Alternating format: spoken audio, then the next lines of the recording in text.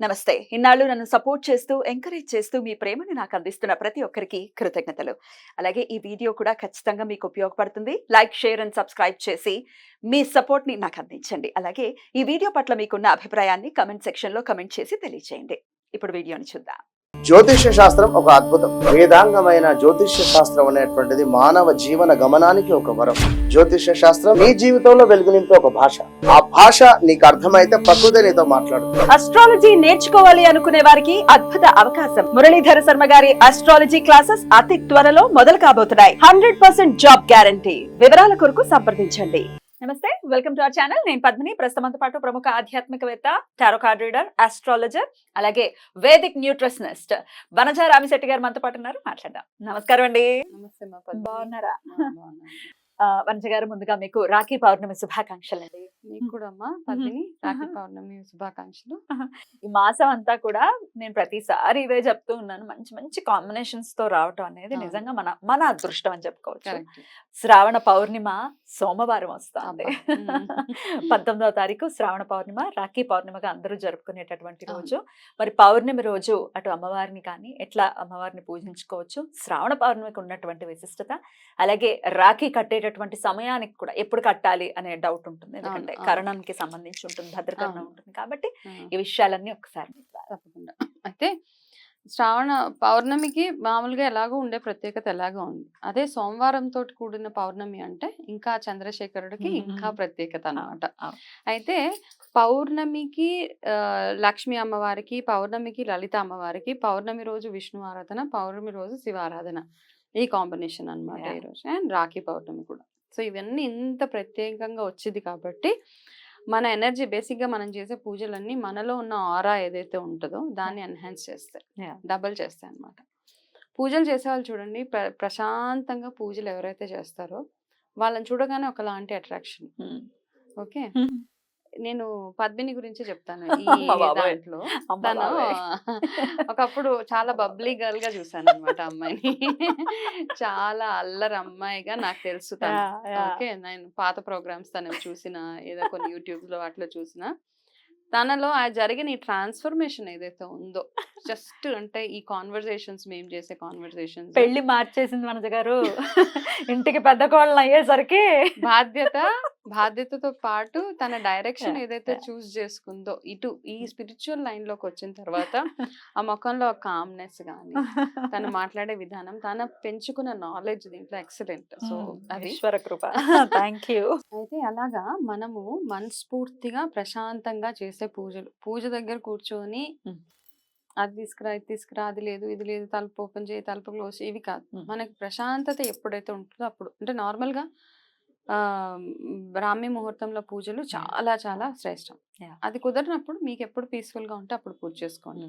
అలా చేసుకున్నప్పుడు ఆరోగ్యపరంగా మనం ఉచ్చారణ చేసే ప్రతి మంత్రం ఒక్కొక్క నర్వ్ ని మనం యాక్టివేట్ చేస్తుంది. కాబట్టి ఆరోగ్యం ఎందుకు బాగుపడుతుంది అంటే అందుకని అనమాట. మనం చేసే జపాలు అవన్నీ మనం ఒంట్లో జరిగే వైబ్రేషన్స్ ఏవైతే ఉంటాయో, ముద్రలు కానీ, దానివల్ల మన హెల్త్ ఇష్యూస్ ఏవైతే, అసిడిటీకి ఒక ముద్ర వేయండి, అసిడిటీకి ఈ మంత్రం చదవండి అంటారు. చాలా మంది తీసి పడేస్తారు, ఏంటి మంత్రాలు చదివితే హెల్త్ సెట్ అయిపోతుందా అని.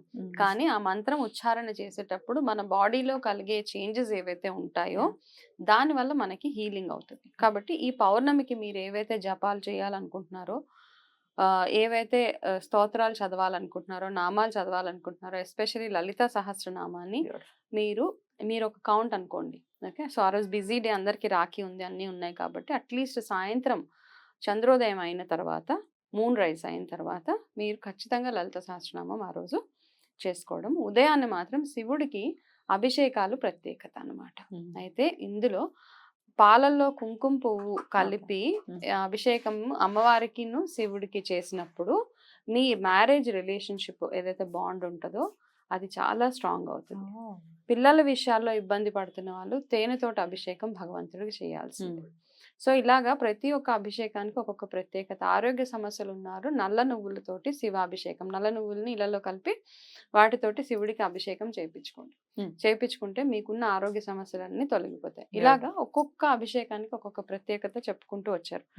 అలాగే పంచామృతాలు అయితే ఎప్పటికీ అన్ని రకాలుగా మనకి శ్రేష్టం. కాబట్టి ఇలా మీరు ఈ అభిషేకాలు ప్రత్యేకంగా ఈ సోమవారము పౌర్ణమి కాబట్టి శివాభిషేకము గుడిలో గానీ ఇంట్లో గానీ మీకు శివలింగం ఇంట్లో ఉంటే చక్కగా ఇంట్లో కూడా చేసుకోవచ్చు. ఇక రాఖీ పౌర్ణిమ, రాఖీ పౌర్ణమికి వచ్చేటటువంటి ప్రధానమైనటువంటి విషయమే రాఖీ ఎప్పుడు కట్టాలి, దానికి ఒక సమయం ఉంటుంది.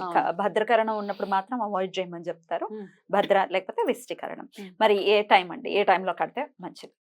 ఐ థింక్ ఈసారి భద్రకరణం 1:40 మధ్యాహ్నం దాకా ఉంది.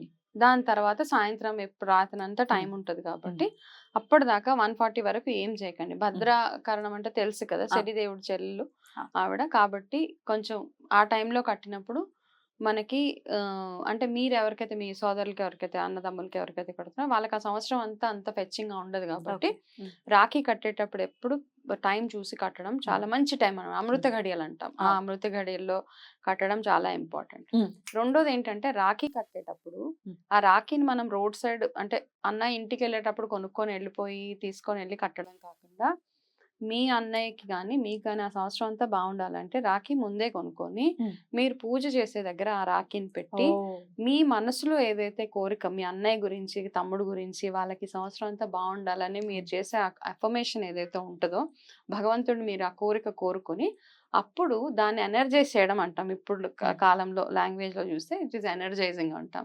అట్లా చేసి అది తీసుకెళ్లి మీ అన్నదమ్ములకి కట్టినప్పుడు వాళ్ళకి సూపర్ ఎక్సలెంట్ గా ఉంటది. వాళ్ళు ఎన్ని బాధల్లో ఉన్నా అందులో నుంచి మీ బ్లెస్సింగ్ ఏదైతే అక్క చెల్లెల బ్లెస్సింగ్స్ ఉంటాయో అది 100% వాళ్ళకి వర్క్ చేస్తుంది. కాబట్టి అది తెచ్చుకునేటప్పుడు ముందే తెచ్చి పెట్టుకొని భగవంతుడి దగ్గర పెట్టి మీరు శివుడికి అభిషేకం చేయాలి. అది ఫ్రెష్ గా ఉండాలి, కొత్తగా ఉండాలి అని కాదు. అండ్ ఇంకొకటి ఏంటి అంటే మామూలుగా విష్ణుమూర్తి ఆల్రెడీ తెలుసు కదా, బలిచక్రవర్తి దగ్గరికి వెళ్ళిపోయినప్పుడు ఆయనకి లక్ష్మీదేవి ఏం కడుతుంది బలిచక్రవర్తికి, వాళ్ళ విష్ణుమూర్తిని వెనక్కి తీసుకెళ్ళిపోవడానికి రాఖీ కడుతుంది ఇదే రోజు. ఆ రాఖీలో ఏం కడుతుంది అంటే ఆవిడ ఒక పసుపు ఎరుపు కలిపిన దూదితోటి అంతే, అదే రాఖీ. అదే రాఖీ. ఇప్పుడు వచ్చే క్రిస్టల్స్ ఇప్పుడు వచ్చే ఫ్యాన్సీ ఇవన్నీ కాకుండా ఇనప రాఖీలు అసలే కట్టొద్దు. ఓకే, ఇనపవి ఏదో స్టీల్వి అవి ఇవి ప్లీజ్ అస్సలు తీసుకోవద్దు. అవి ఏమి యాక్చువల్ గా వాళ్ళకి మంచి అవ్వాలి అనుకుంటే గనక ఇది శ్రేష్టం. ఫస్ట్ ఎరుపు పసుపు కలిపి ఉన్న దారం కట్టిన తర్వాత మీరు ఎటువంటి ఫ్యాన్సీ బంగారం వజ్రాలు ఏవైనా పెట్టేయచ్చు. సిల్వర్ వి కూడా మేజర్ గా కడుతూ ఈ సిల్వర్ అవన్నీ ఓకే, కానీ ఫస్ట్ కట్టాల్సింది అది రక్షా సూత్రం కదా, అది కట్టిన తర్వాత ఏదైనా కట్టొచ్చు. సో టైం చూసుకొని చేస్తే బాగుంటది. తప్పకుండా అద్భుతం. అసలు ఈ పండగే ఒక బ్యూటిఫుల్ అసలు అంటే ఆ బాండ్ ని ఎప్పటికప్పుడు క్రియేట్ చేయడం కానీ ఎన్ని డిస్టర్బెన్సెస్ ఉన్నా రాఖీకి మాత్రం కలుస్తూ ఉంటాం. అవును, సర్లే ఏదో జరిగింది అలా వెళ్ళాలి కూడా.